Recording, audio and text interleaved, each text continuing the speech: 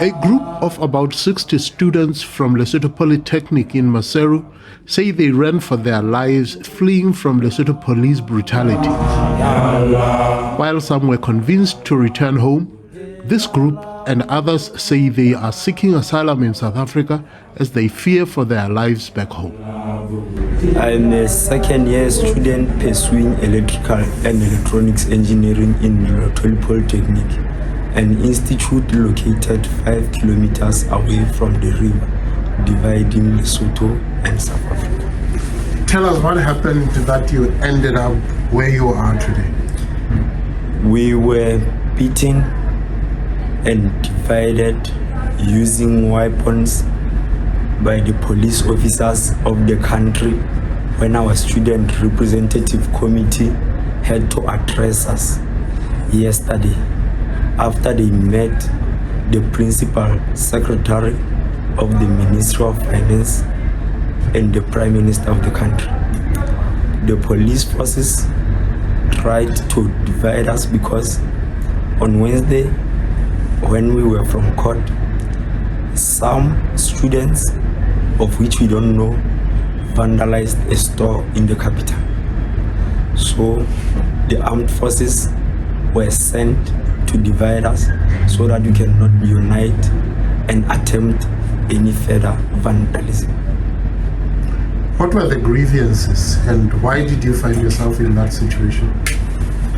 To find ourselves in this situation, we did not receive our monthly stipends of the month of July. Hence, we tracked the institute and the loan bursary and other related ministry to the court of law. This struggle started on the 18th of June.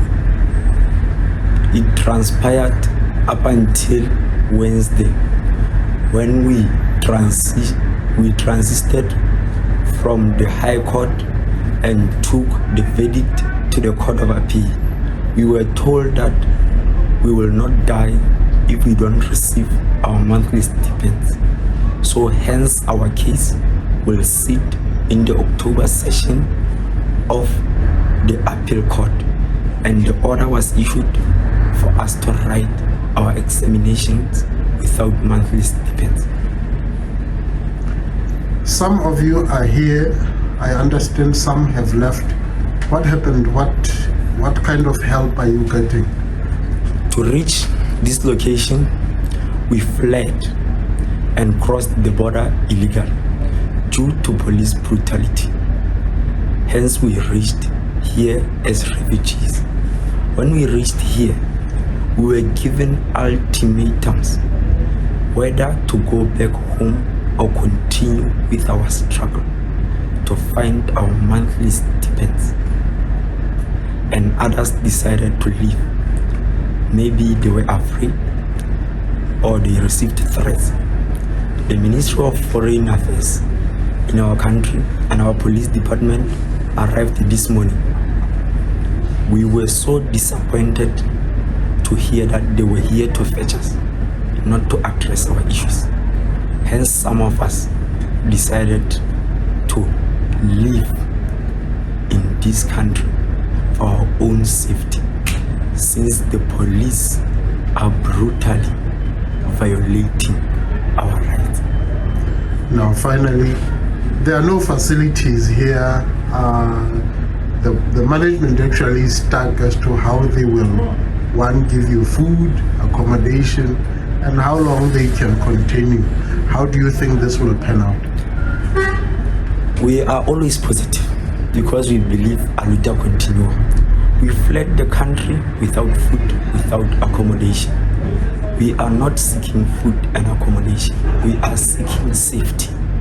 Hence, we got the safety from the armed forces of the Republic. But you will get hungry ultimately. You will need shelter to sleep.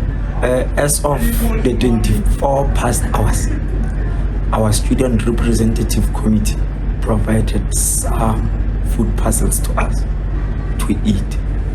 But also, the Home Affairs Department of this country provided something for us to eat today after lunch. So we still believe that Africa is our home. And finally, what do you want to say to the government of Lesotho? To the government of Lesotho, we would like to say we are here due to negligence of administration and micromanagement. If everything was done properly, we wouldn't be here. We are here because our institution failed to submit a revised almanac in time. Hence the loan bursary said they had already budgeted for the next academic year. Hence they cannot provide for our monthly stipends for the month of June, since the first almanac stated that we were to close on the 18th of June, but later extended to the 7th of July.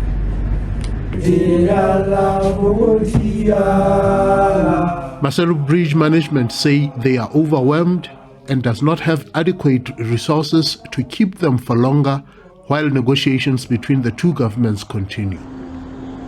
Rapelang Radebe, SABC News, Maseru Bridge, Ladybrand.